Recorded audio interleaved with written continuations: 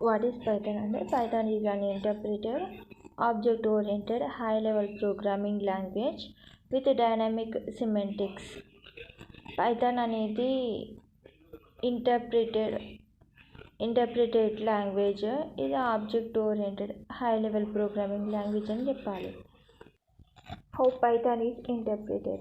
Python is an interpreted language, which means the source code of a Python program is converted into bytecode that is then executed by the Python virtual machine. Python అనేది interpreted language.